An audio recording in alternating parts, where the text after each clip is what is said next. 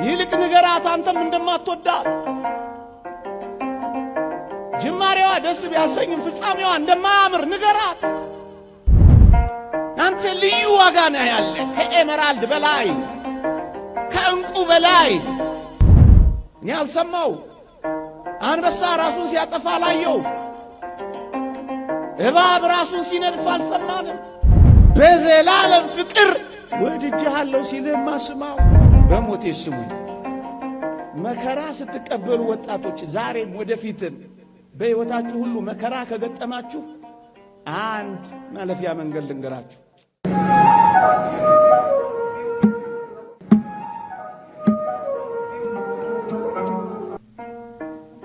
ርዕስ አርጌ ሰጠዋችሁ ተቤዥቼሃለሁና አትፍራ፣ በስምህም ጠርቼሃለሁ አንተ የኔ ነህ የሚል ነው።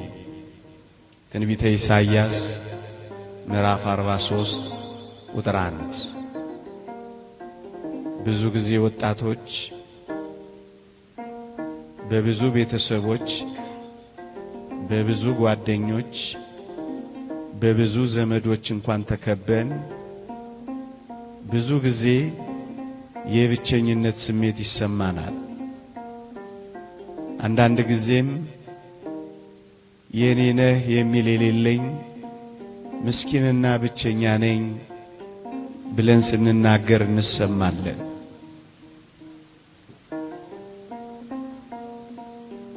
ወላጆቼ፣ ዘመዶቼ፣ ቤተሰቦቼ የኔን ዓለም አያውቁትም። የኔን ዓለም ስለማያውቁት ብቸኛ እንደሆንኩ ይሰማኛል። አካባቢ ያሉ ታላላቆቼ ሁሉ የኔን ዓለም ይጸየፉታል። እኔ የምኖረውን ስለማይረዱኝ ብቸኛ እንደሆንኩ ይሰማኛል። ዓለሜን አያውቁትም ብለን ብዙ ጊዜ ወጣቶች የኔ ነህ የሚል እንዳጣን ስለሚሰማን በድብታና በመቆዘም እንኖራለን። ይህን የእግዚአብሔርን ቃል ላሰማችሁ ፈልጌ ነው። በስምህ ጠርቼሃለሁ አንተ የኔ ነህ የሚል አምላክ አለን። ወጣቶች ልክ ነው። ምናልባት ወላጆቻችን፣ ምናልባት ቤተሰቦቻችን፣ ምናልባት ዘመዶቻችን ወደ እኔና ወደ እናንተ ዓለም አልገቡ ይሆናል። የእኔና የእናንተን ዓለም አያውቁትም ይሆናል። ከእኔና ከእናንተ ዓለም ርቀው ሊሆን ይችላል። ግን አንድ እውነት ልንገራችሁ፣ የተወደደ መድኃኒታችን ኢየሱስ ክርስቶስ ዓለማችሁን ያውቀዋል። ወደ እኔና ወደ እናንተ ዓለም ወርዷል። ከእኔና ከእናንተ ዓለም ጋር ተዋውቋል። ወደዚህ ወደ ተዋረደው ሥጋችን እንኳን ሳይቀር ገብቷል። የኔና የናንተን ሰውነት እንኳን ወስዷል። ዓለማችንን አምላክ አለን። በረታችንን እንኳን ሳይቀር ቀምሶታል። ከኔና ከናንተ መካከል በሽታና በክርፋት ውስጥ የተወለደ ማን አለ? የኔና የናንተን የመጨረሻው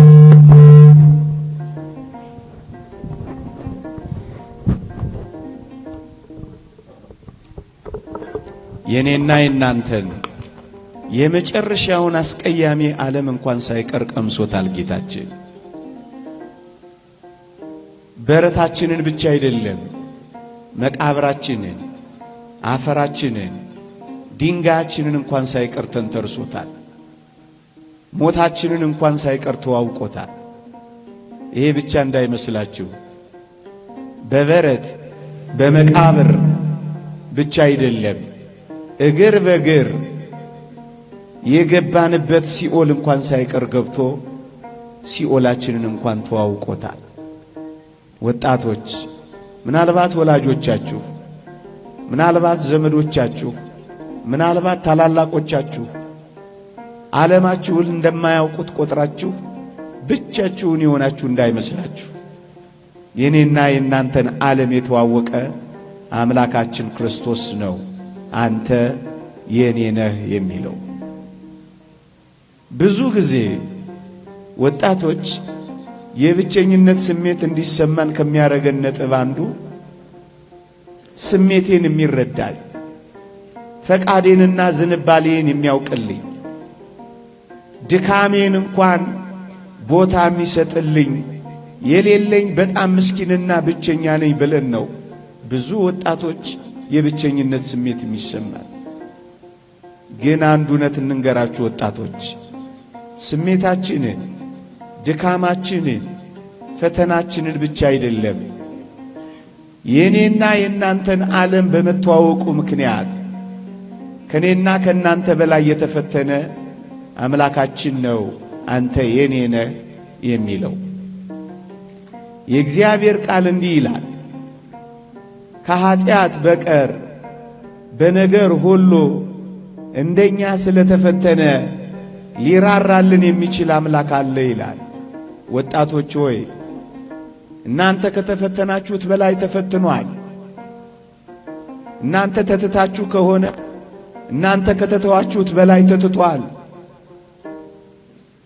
እናንተ ብቻችሁን ቀርታችሁ ከሆነ ብቻችሁን ከቀራችሁት ከእናንተ በላይ ብቻውን ቀርቷል። ተፈትናችሁ እንኳን ከሆነ ከኔና ከእናንተ በላይ ተፈትኗል። ደክማችሁ እንኳን ከሆነ ከኔና ከእናንተ በላይ ደክሟል። ለዚህ ነው ከኃጢአት በቀር በነገር ሁሉ እንደኛ ስለተፈተነ ሊራራልን የሚችል አምላክ አለ የሚለው። ብንደክም ይራራልናል፣ ድካምን አውቋላ። ብንፈተን ያዝንልናል፣ ተፈትኗላ። ብንተው ይመጣልናል፣ ተትቷላ። ብንገፋ ይሰበስበናል፣ ተገፍቷላ። ይራራልናል የሚለው ቃል ምንኛ እውነትና የሚያጽናና ነው ወጣቶች። ከኃጢአት በቀር በነገር ሁሉ እንዳንተ እንዳንቺ የተፈተነ ስለሆነ ይራራልናል ወገኖች። ይሄ ብቻ አይደለም። በተለይ ወጣቶች በወጣትነታችን መደነቅ፣ በወጣትነታችን ትኩረት መሳብ፣ በወጣትነታችን ሊጨበጨብልን ልንሞገስ እንፈልግ ይሆናል። ማንም እኮ ትኩረት የሚሰጠኝ የለም። ማንም እኮ ክህሎቶቼን፣ ጸጋዎቼን፣ ተሰጦቼን የሚያደንቅልኝ እኮ የለም። ማንም ዞር ብሎ እንኳን የሚያየኝ የሌለ ምስኪን ነኝ ብለን እናስባለን። ወገኖቼ አንድ ሌላ እጅግ የሚያጽናና ተስፋ ልንገራችሁ። ተሰጦታችንን፣ ጸጋችንን፣ ፍጥረታችንን እንደ እግዚአብሔር ያከበረ እንደ እግዚአብሔር ከፍ ከፍ ያደረገ ማን አለ? እስኪ ላስታውሳችሁ። እግዚአብሔር በእጁ የፈጠረው እኔን፣ አንተን፣ አንቺን እንጂ መላእክትን ይመስላችኋልን? ለእንስሳት በአፉ ውስጥ ትንፋስ እፍ ብሏልን? ከሰማያት የወረደው መስቀል ላይ የተሰቀለው ለእኔና ለእናንተ ነው እንጂ ለእጽዋት ነውን? የተወደዳችሁ ክርስቲያን ወጣቶች ሆይ አስቡት። ግሩምና ድንቅ ሆኖ የተፈጠረ እንደኔና እንደናንተ ማን አለ? ምናልባት አላስተዋልነው ይሆናል እንጂ እኔና እናንተ ስንፈጠር መላእክት አሸብሽበዋል። እኔና እናንተ መዳናችን ሲጀመር የሰማይ መላእክት አጠገባችን ሆነው ዘምረዋል። እኔና እናንተ ከበደል ስንመለስ የሰማይ ጉባኤ ማህሌት ትቆማለች፣ ትዘምራለች። እኔና እናንተ ልዩ ፍጥረቶች ነን። እግዚአብሔርን ከዙፋኑ የሳበው ከሰው በቀር ማን አለ እንዴ? ዓለም ሲያራክሰን ለምንድን ነው ራሳችንን የምናራክሰው? ዓለም ካላጨበጨበልን ዓለም ተደፋብን ማለት ነው። የጥቂት ሰዎችን ትኩረት አለመሳብ ያን ያህል ድብታም ያመጣ ነው። ያን ያህል ድብርት የሚፈጥር ነው። በምድር ላይ ያን ያህል እንዳልኖርን የሚያስቆጥር ነው። ወጣቶች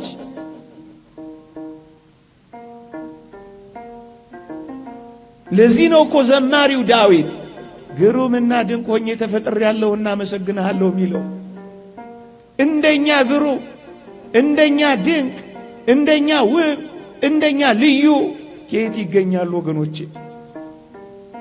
ብቻሽን ውብ ነሽ፣ ብቻህን ግሩም ነህ። ለምንድን ነው ከሌሎች ያነስን እየመሰለን አንገታችንን ዘለስ የምናደርገው? በዓለም ላይ አጨብጫቢ የሚያጨበጭብ ስላጣን ኩርምት ጭርምት ብለን የምንኖረው። አያችሁ፣ የብቸኝነቶቻችን ምንጭ የሚሆኑት እነዚህን ሐሳቦች እግዚአብሔር የነገረንን በማመን ከብቸኝነት በላይ አንዳንዶቻችን ብቸኝነት ብቻም አይደለም፣ እነዚህን ሐሳቦች በማሰላሰል የቤታችነት ተሰምቶናል። እያኗኗርን እንጂ እየኖርን እንዳልሆነ ቆጥረናል። ደስታችንና ሳቃችንን ዓለም እስክትመጸውተን ድረስ ምስኪን ተመጽዋቾች ብቻ ሆነናል። ሳቃችን ጠፍቷል። ምክንያቱም ብቸኛ እንደሆነ፣ ተደናቂ እንዳልሆነ፣ ተፈላጊ እንዳልሆነ፣ ተንከባካቢ እንዳጣን፣ ብቻችንን እንደሆንን ይሰማናል። እንደውም ወጣቶች ሆይ መፈቀርን መፈለግን እንደምትፈልጉ ይታወቃል። ብዙዎች እነዚህን ትምህርቶች ማስተማር ግድ ስለሆነብን ነው። በቅርቡ አንድ ገና ወጣትነቱን ያልጀመረ ብላቴና እናቴ አትወደኝም ብሎ አሉ ታንቆን የሞተው አሉ። ሰሞኑን ስሰማ ወላጆቻችሁ ያላፈቀሯችሁ እንዲወዷችሁ የምትፈልጉ ሰዎች ገሸሽ ያሏችሁ ያመናችኋቸው እጮኞች የከዷችሁ እንኳን ብትሆኑ አንድ ዘላለማዊ ድምፅ ግን ወጣቶች እንድትሰሙ እንፈልጋለን። እግዚአብሔር እንዲህ ይላችኋል፣ በዘላለም ፍቅር ወድጄሻለሁ ይላል። እንደ እግዚአብሔር ሰውን የወደደ ማን አለ? ይህ ድምፅ ከፍ ብሎ ካልተሰማ እውነት ነው ጥቂት ሰዎች ሲያኮርፉ ትሰበራለህ። በአንድ እጅ ጣት የማይቆጠሩ ሰዎች ፍቅር ሲነግፉ እንክትክትህ ይወጣል። ይህንን ድምፅ ግን ስማው፣ በዘላለም ፍቅር ወድጄሻለሁ ይላል። ምናልባት እኛ ያጣነው በዚህ ዓለም ላይ ያሉ የጥቂት ሰዎች ፍቅር ነው። ያውም ሰጥተው የሚጎልባቸው፣ መጽውተው የሚያንስባቸው፣ በጣም ደካሞች የሆኑ ምስኪንና ድሆች የሆኑ ሰዎች ፍቅር አጣን ብለን ነው ራሳችንን እያጣን ያለ ነው። እውነት በዘላለም ፍቅር ወድጄሃለሁ የሚለው ባለጸጋው እግዚአብሔር ነው። ወገኖቼ ወጣቶች ሆይ መለወጥ አይደለም መለዋወጥ ባለበት በዚህ ዓለም ፍቅር ማጣት ለምን ራሳችሁን ታጣላችሁ? ለምን ለራሳችሁ ዋጋ መስጠት ታጣላችሁ? መለወጥ የሌለበት ያውነት እግዚአብሔር እንደሚያፈቅራችሁ እየነገራችሁ፣ እግዚአብሔር ያወዳችኋል፣ እግዚአብሔር ያፈቅራችኋል። መለወጥ የሌለበት ያውነት ማለዳ ወዶ ማታ ሚከዳ አይደለም። ስቆም ያስለቅስ አይደለም። ፊት ሰጥቶ ጀርባ ሚነፍቅ አይደለም። ሁሌ የሚወድ ሁሌ የሚያፈቅር ፍቅሩ የማይቀንስበት ወረት የሌለበት ፍቅር በዘላለም ፍቅር ወድጄሃለሁ ሲልህማ ስማው። ጥቂቶች ትኩረት ስለነፈጉን ለራሳችን ትኩረት የምንነፍገው ለምንድን ነው? ወገኖቼ እንኳን የሩቆች የእናት ፍቅር እንኳን ሊቀዘቅዝ ይችላል። አድሎ ሊኖርበት ይችላል። ስትሰጥና ስትነፍቅ ሳቃቸው ወላጆች፣ ቤተሰቦች ምናልባት ሊቀየሩብህ ይችላሉ። አድሎ የሌለበት እውነተኛ ፍቅር ግን እወድሻለሁ እወድሃለሁ ሲል ስማ። እኔ በጣም ነው የሚደንቀኝ። በመንኮራኩር የተፈጩትን እኩል ከኛ ጋር ሲያፈቅር አይገርምም? ደማቸውን ያፈሰሱትን ላባችን ከምናፈሰው ጋር እኩል ሲያፈቅር አይገርምም? 24 ሰዓት በትጋሃ ሌሊት የሚኖሩትን አንኮራፍተን የምናድረው ድንጋይ የሚንተራሱትን ደንገል ተንተራሰን ከምንተኛው ጋር ሁላችንንም እኩል ማፍቀሩ አይገርምም? ይሄ ፍቅር ነው፣ አድሎ የሌለበት ፍቅር። አንተንም ይወድህ አንቺንም ያፈቅርሽ። ለምንድን ነው የዚህን የምድር ፍቅር አጣን ብላችሁ ራሳችሁን የምታጡት? ለምንድን ነው ሰማይ ከምድር የተደባለቀባችሁ እስኪመስላችሁ ድረስ በዝምታ በመሰበር የምትኖሩት? ወገኖቼ እንኳን የኔና የናንተ 1 2 3 ሰው በደል ቀርቶ የዓለሙ ሁሉ በደል ፍቅሩን እንዳለወጠበት አላያችሁ? ሀባህሎት ብዝት ኃጢአት በየትበዝህ ጸጋ እግዚአብሔር። ኃጢአት በበዛችበት የእግዚአብሔር ጸጋ እንደበዛች አልሰማችሁ? የሚወድና የሚያፈቅር አምላክ እንዳላችሁ ድምፁን አትሰሙትም? እኛን በማፍቀር የሚኖር አምላክ እያለ ለምን ራሳችንን በመጥላት እንኖራለን? ስለኛ የተሰቀለ አምላክ እያለ እኛ ገመድ ላይ መንጠልጠል ይገባናል? የተወደዳችሁ ክርስቲያኖች፣ የሞተልን አምላክ እያለ እኛ ራሳችንን መግደል ይገባል? መራራ ሐሞት የተጎነጨ ጌታ እያለ መርዝ መጠጣት ይገባል? እውነት እንነጋገር ከተባለ ዲያብሎስን ከሚያህል አውሬና ሽፍታ ካዳነን በኋላ እናንተም ሽፍታ ትጠሉ የለ? እናንተም አጋሽ ትጠሉ የለ? ሱሰኛ በመሆን ተስፋ በመቁረጥ ወይንም ደግሞ በራሳችሁ ላይ አንዳች ነገር በማድረግ የተወደዳችሁ ኦርቶዶክሳውያን በራሳችሁ ላይ ሽፍታ እንዳትሆኑ። ሽፍታ ከጠላችሁ የራሳችሁ ሽፍታ መሆንን ጥሉ። እንዴ አውሬ ትጠሉ የለ እንዴ? አውሬ ትሸሹ የለ እንዴ? ታዲያስ ለራሳችሁ እንዴት አውሬ ትሆናላችሁ? በመጠጥ ሱስ ጉበታችሁን የምታፈርሱ፣ በሐሺሽ የምትደነዝዙ፣ በገመድ የምትታነቁ፣ በመርዝ አንጀታችሁን የምትበጥሱ ለምን ትሆናላችሁ? ሰው በራሱ ላይ አውሬ ይሆናል። እኔ አልሰማው። አንበሳ ራሱን ሲያጠፋ አላየው። እባብ ራሱን ሲነድፍ አልሰማንም። ራሱን የሚነድፍ አውሬ ሰው እንዴት ይሆናል? ፍቅር ሳያጣ እንክብካቤ ሳያጣ እንደ እግዚአብሔር ሰውን ያከበረ የለም። እንደ ሰውም ዛሬ እግዚአብሔርን የናቀ የለም። እውነት እንነጋገር ከተባለ በዘላለም ፍቅር የሚወድ አምላክ እያለ ሰው እንዴት ራሱን ይጠላል? ሰው እንዴት ራሱን ዋጋ ያሳጣል? ዓለም ዋጋ ካሳጣችሁ እውነት ነው ብለን እንዳታስቡ። የዓለም መመዘኛ ሌላ ነው። እነዚህን ሁሉ ነገሮች የበታችነት፣ የብቸኝነት፣ አፍቃሪ ማጣት፣ ተንከባካቢና ትኩረት የመነፈግም ነገር እየተሰማን ወጣቶች ሆይ ብዙዎቻችን ዋጋ ቢስ ነን ወደ ማለት እየተንደረደርን ነው። እኔማ ዋጋ ቢስ ነኝ፣ ምን ዋጋ አለኝ? ብዙዎቻችን እንዲህ አይነት ድምፅ ማሰማት ጀምረናል። የምር እንነጋገር ከተባለ ዋጋችንንማ እንወቀው። ዋጋ ተለጥፎበት ዋጋውን የማያውቅ እንደ ሰው ማን አለ? እንደ ቡቲክ ዋጋ ተለጥፎብሃል አንተ እንዴ? ተነቅሰዋል እኮ ዋጋህን። አንገትሽ ላይ አንጠልጥለሽዋል እኮ ዋጋሽን። ልብስሽ ላይ ተጠልፈሽዋል እኮ ዋጋሽን። የኔና የናንተ ዋጋ አንድ አስደናቂ ዋጋ አለ። እሱስ ቀራንዮ ነው። የአምላካችን ደም ነው። እንዴ ዋጋ ቢስ ነኝ ማለት አሳፍርም አያሳዝንም?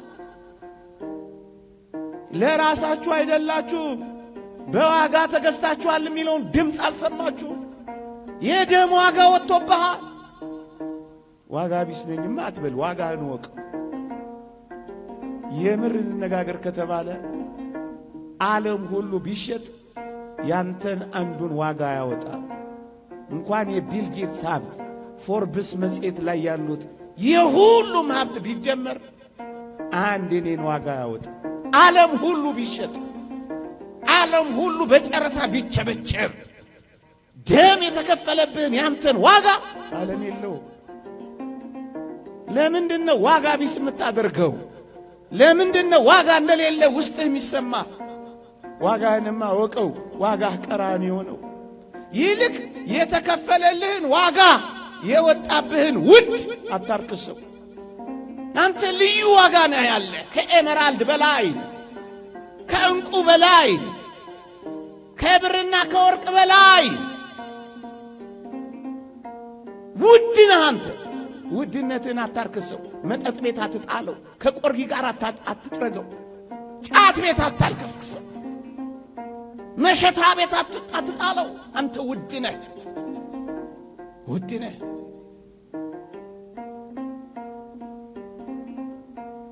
ቅዱስ ጳውሎስ እንዲህ ይላል፣ የሙሴን ሕግ የናቀ ሰው 2 ወይም 3 ሰው ቢመሰክርበት ያለ ርኅራኄ ይሞታል ይላል። የኪዳኑን ደም ያከፋፋ እንደ ርኩስ ነገር የቆጠረ እንዴት የሚብስ ቅጣት የሚገባው ይመስላችኋል ይላል። ይሄንን ደም ማክፋፋት፣ ዋጋችሁን ማሳነስ እንዴት ያሳፍራል! ብቸኛው የበታች ሆንኩ፣ ዋጋ ቢስ ሆንኩ ብላችሁ እንዴት አድርጋችሁ ነው በዓለም ፊት ርካሽ እንደሆናችሁ የምታስቡት? ዋጋችን በጣም ይሄንን ለቃላት ለመሸንገል እናንተን ለማታለል እምለው እንዳልሆነ እግዚአብሔር ያውቃል። ከምናገረው በላይ ነው ይሄ እውነት። ቃላት የሚገልጸው አይደለም ይሄን እውነት። እንዴ አንድ ሳብጀክት ኤፍ አመጣህ ማለት ዘመን ሁሉ መጨለም አለበት? ማትሪክ አላመጣሽም ማለት ሰማይ ምድር ይደባለቃል ማለት ነው? ሥራ ማጣት ማለት ራስን ማጣት ነው? በጮኛ መከዳት ማለት ሁሉ ነገር መተረማመስ ነው? አይደለም በፍጹም። ያንተን ጥቂቷን ያክል እንኳን አሁን የጠቀስኩት አያወጣም።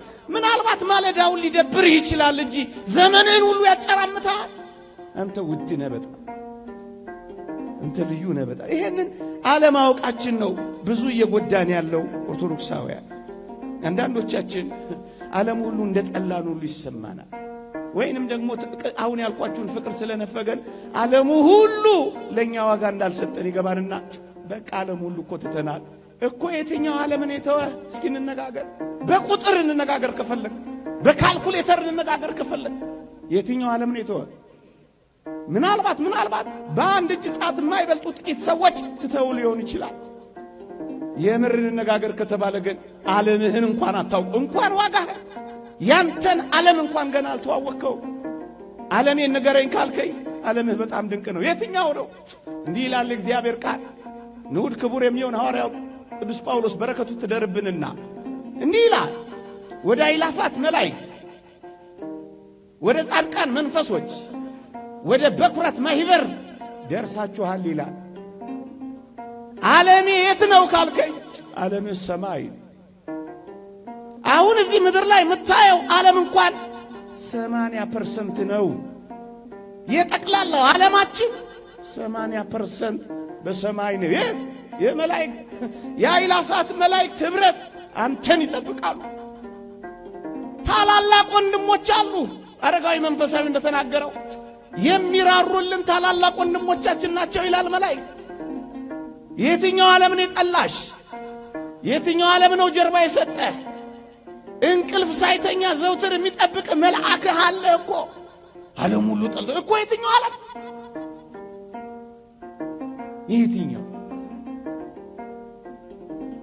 የትኛው ዓለም ነው የጠላህ? በገነት ያሉ ነፍሳት በብሔረ ሕያዋን በብሔረ ብፁዓን ከገጸ መሬት ተለይተው የሚኖሩ ግሁሳ የኔና የናንተ ዓለም ልዩና ብዙ ነው ወገኖች። ቁጥር የማይቆጥራቸው ናቸው። እኛ የከፋን እዚህ ዓለም ላይ ባሉ ጥቂት ሰዎች እኮ ነው የከፋን። ዓለም ሁሉ የጠላን የመሰለ ቅዱስ አትናቴዎስን ምን አሉት መሰላችሁ? አትናቴዎስ ሆይ ዓለም እኮ አይወድህም አሉት አሉ። ብቻውን የነበረ በረከቱ ትደርብንና አትናቴዎስ ንገሯት ለዓለም እኔም አልወዳትም አላሉ። ይልቅ ንገራት አንተም እንደማትወዳት፣ ጅማሬዋ ደስ ቢያሰኝም ፍጻሜዋ እንደማያምር ንገራት። ወቅታ እንደምትጥል ለሕይወት እንደማትፈልግ ንገራት። ውበት የሌላት ምስኪንና ጎስቋላ መሆኗን ንገራት። መኃልየ ሰሎሞን ላይ እንዳለችው እንደዛች ሙሽሪት ፀሐይ መልኬን አክስሎታልና አትዩኝ እንደምትለው አላይሽም አታምሪም አትላት። ለምንድነው የምትልመጠመጥባት? ለምንድነው እግሯ ስር ወድቀህ የምትለምናት? አንተ ከዛ በላይ ሌላ ዓለም አለ። እንደውም ልንገር፣ ንዑድ ክቡር የሚሆን ሐዋርያ ጳውሎስ ዳግመኛ እንዲህ አለ፣ ክርስቶስ በእናንተ ውስጥ እስኪሳል ድረስ ምጥ ይዞኛል አለ። ምጥ የሚያዝ ታላቅ ወንድም አለ። ይህን ታውቃለህ? ሐሳቡን አንተ ይህን ዓለም ተዋወቁት ወጣቶች። ምጥ የሚያዝ ክርስቶስ በልብ እስኪሳል ድረስ ምጥ የሚያዝ የሚጨነቅ የሚማልድ ወንድም አለህ። ዓለም ሁሉ ይተዋሃ እንኳን ተወህ እንደው ዓለም እኮ አይወድህም እኮ። ዓለም እኮ የትኛው ዓለም ነው የሚመዝንላችሁ? ድል የነሳ የሰማዕታት ዓለም አይሻልህ? እሱ ስላንተ ያስባል፣ እሱ ስላንተ ይጨነቃል። ስትመለስ ይዘምራል። ዓለምህማ ልዩ ነው። ታዲያስ ዋጋ ቢስ አታድርገው። ሰውዬ ምንድን ነው የሚለው? የዚህ ዘመን መከራችንን አያውቀው። ምን እያልክ ነው የምታወራው ልትሉ ትችላላችሁ። ምናልባት ከአንዳንዶቻችሁም ፈቀቅ ያለ መከራና ፈተና ሊገጥመኝ የሚችል ይሆናል። የትኛውም መከራና የትኛውም ፈተና ይግጠምህ። ሁለት ቁም ነገሮችን ነግሬ ላብቃ። በሞቴ ስሙኝ። መከራ ስትቀበሉ ወጣቶች፣ ዛሬም ወደፊትም በሕይወታችሁ ሁሉ መከራ ከገጠማችሁ አንድ ማለፊያ መንገድ ልንገራችሁ። መከራችሁን ከክርስቶስ ጋር አሳልፉት። መከራችሁን ከክርስቶስ ጋር አብራችሁ ተቀበሉት ነው ምላችሁ። እንዴት? ንዑድ ክቡር የሚሆን ሐዋርያ ጳውሎስ እንዲህ ይላል፣ ከክርስቶስ ጋር ተሰቅያለሁ። እኔ አሁን ሕያው ሆኜ አልኖርም፣ ክርስቶስ ግን በእኔ ይኖራል። አሁንም በሥጋ የምኖርበት ኑሮ በወደደኝና ስለ እኔ ራሱን በሰጠው በእግዚአብሔር ልጅ ላይ ባለ እምነት የምኖረው ነው ይላል። ከክርስቶስ ጋር ተሰቅያለሁ። ብቻዬን ምን አደርጋለሁ አትለው። አብረን መከራ ብንቀበል አብረን ደግሞ እንከብራለን፣ አብረን ደግሞ እንወርሳለን ይላል። አብረሽ አብረን በምስጋና በአኮቴት የሰይጣንን ውጊያ የዚህን ዓለም መከራ ከተቀበልከው እመነኝ ከመስቀሉ መከራ ጋር ይደምርልሃል። ከቁስሎቹ ጋር አብረ ያቆስልሃል። ቁስልህ ነው አይሰማል። አብረህ አንዳንዴ አጋንንት መጥተው ራስን ጥላ ሲሉ ከኔ በላይ እኔን የሚወድ አምላክ አለኝ ለምን ራሴን እጠላለሁ በለው። አንዳንዴ አጋንንት በጆሮ እየመጡ ሙት ቢሉ እንኳን ከክርስቶስ ጋር ሕያው ሆናለሁ በለው። አንዳንዴ ጨካኞች ናቸው። ይመጡና ተሰቀል ሊሉ ይችላሉ። ብቻዬን ተሰቅዬ ምን አደርጋለሁ አትላቸው። ራስን አጥፋ ሲሉ ለምን እኔ ከክርስቶስ ጋር እኖራለሁ ብለ አፋቸውን አታዘጋቸው። የትኛው መከራ ውስጥ እንኖር ከክርስቶስ ጋር እናሳልፈው። ይሄ ማለፊያችን ነው። ይሄ የክብር በራችን ነው። ወጣቶች ፈተናችንንስ አልተረዳኸው? ኧረ በደንብ ነው የምንረዳው። ኧረ በደንብ ነው ማውቀው። ለዛም ነው እኮ የምንጮኸው ፈተናችንን ስለምንተዋወቅ። ግን ወጣቶች ሆይ ክርስቲያን ሆናችሁ እንደ እግዚአብሔር ፈቃድ ኖራችሁ በጽኑ ፈተና ውስጥ ካላችሁ ማክሲመስ የተባለ ሊቅ ለምን ፈተና እንደመጣባችሁ ይነግራችኋል። እንዲህ ይላል። ምን ይላል? ፈተና በአንዳንዶች ዘንድ ከቀደመ ኃጢአታቸው ሊያነጻቸው ይመጣል ይላል። ክርስቲያን ሆነሽ የምር ፈተና ከተቀበልሽ ኃጢአትሽን ሊያነጻልሽ መጣልሽ። እሰይ በይዋ። ለአንዳንዶችስ ክርስቲያን ሆነ እንደ እግዚአብሔር ፈቃድ እየኖረ ዘውትር በፈተና ከተጎነተልን ምን ይላል መሰላችሁ ማክሲመስ? በሌሎች ዘንድ ደግሞ አሁን ያላቸውን ፍጽምና የበለጠ ሊያጠናክር ይመጣል ይላል። አይገልህም፣ ሕያው ያረጋል ፈተና። አይሰብርህም፣ ያጠነክርሻል ፈተና። አያደበዝዝህም፣ የበለጠ ውብ ያረጋል ፈተና። በአንዳንዶች ዘንድ የቀደመ ፍጽምናቸውን የበለጠ ሊያጠነክርላቸው ይመጣል ይላል። በሌሎች ዘንድስ በሌሎች ዘንድ ደግሞ ይላል ሊመጣ ላለው ነገር እንዲዘጋጁ ይመጣል ይላል። ለሚመጣው መከራ እየሰራን መሆኑን ምን ታውቃላችሁ? ነገ በክፋት ይብሳል። ዛሬ ከተንገዳገድን ነገ እንወድቃለን። እግዚአብሔር ለነገ ሲያጠነክረን አሁን በፈተናዎች በወጀቦችና በአውሎ ንፋሶች መካከል ሊያሳልፈን ይችላል። ፈተና እንደዚህ ይመጣባል። ክርስቲያን ከሆን ኃጢአትህን ሊያነጻልህ የበለጠ ውብ አድርጎ ሊያሳምርህ ለሚመጣው የመከራ ዘመን ሊያዘጋጅህ ነው። በቃ ወቀው ወጣቱ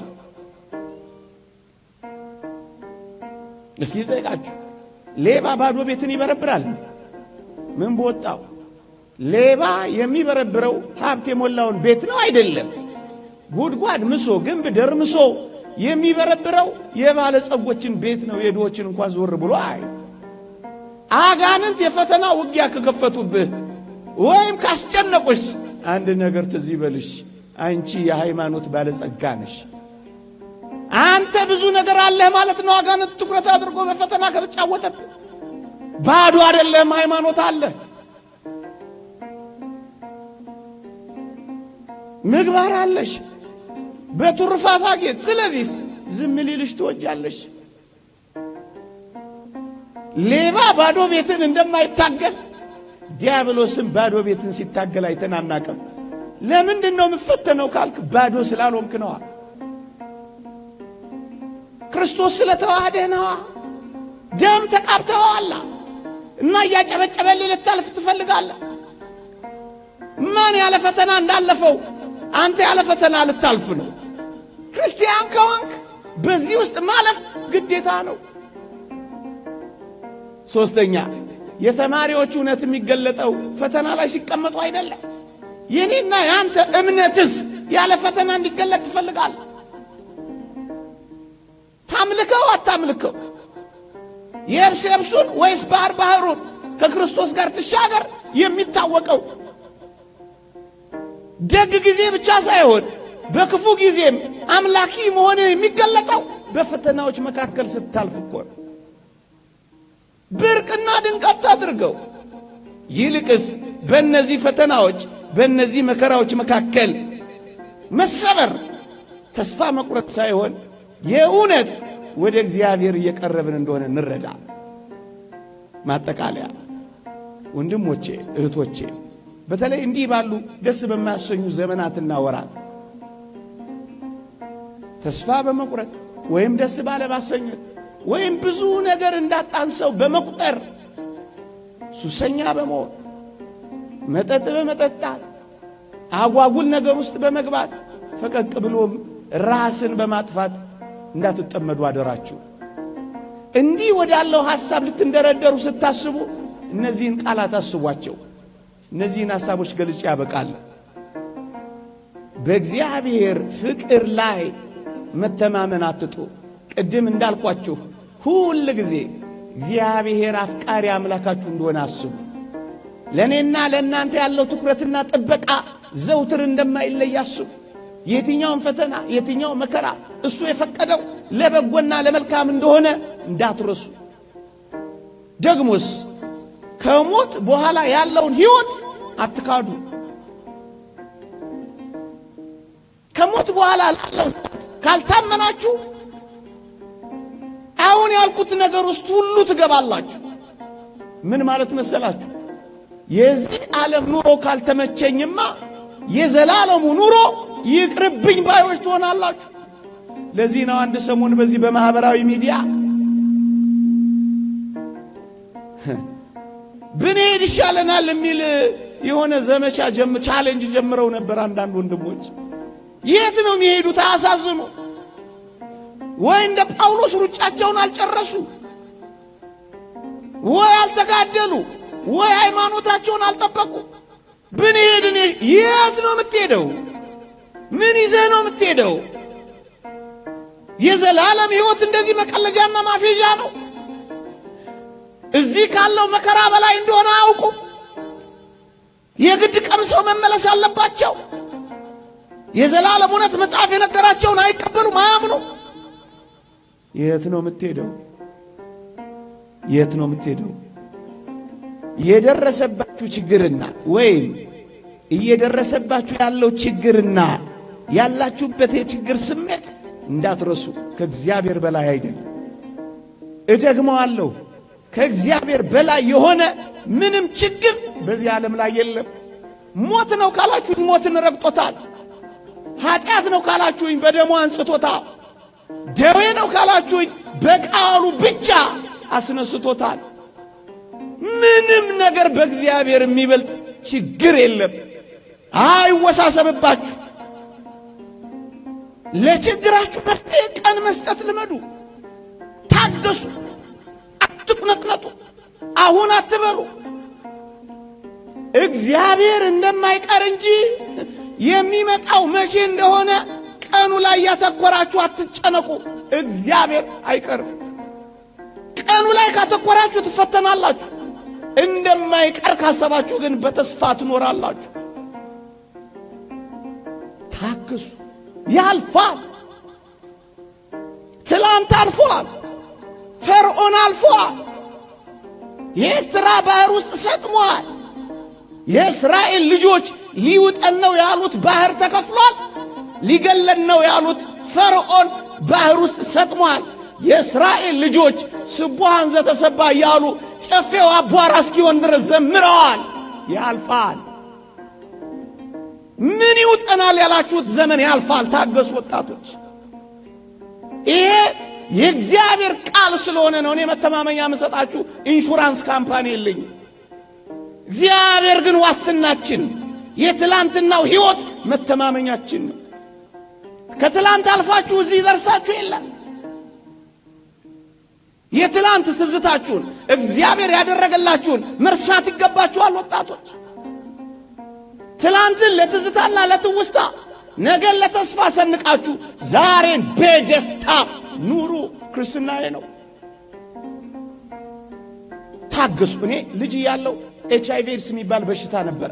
ሰፈሬ የነበሩ እጅግ ውብ እህቶች፣ እጅግ ጎበዝ ወጣቶች ልክ በሽታው እንደያዛቸው ራሳቸውን እያነቁ ይገሉ ጀመር፣ መርዝ እየጠጡ በጣም ብዙዎች።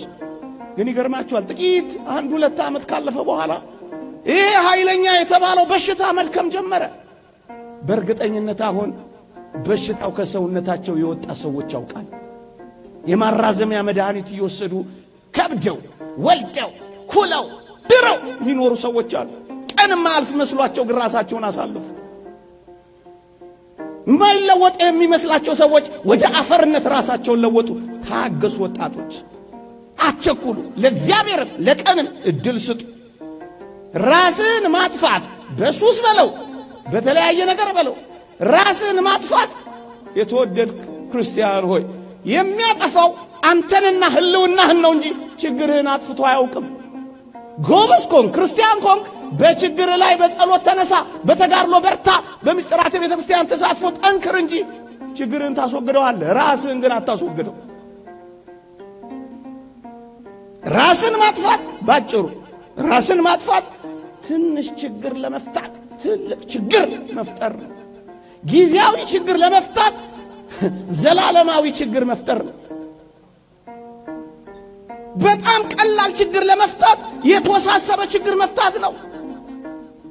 ሰው በምንጨቃ ይነሳ፣ ከሞትክ በኋላ ይነሳ በምንጨቃ። ሾፌሮች የሉም እንዴ? ይነሳል ሰው በምንጨቃ ይነሳል። በቃ በቃ በቃ በቃ። ለጊዜያዊ ችግር ቋሚ ችግር አትፍቱ። አንድ ድምፅ ብቻ አላሰማችሁ። አፍቃሪ አምላክ አላችሁ። አንድ ድምፅ ብቻ ላሰማችሁ። በስም የሚጠራችሁ የሚያውቃችሁ አንቺ የኔ ነሽ፣ አንተ የኔ ነህ የሚል አምላክ አለላችሁ።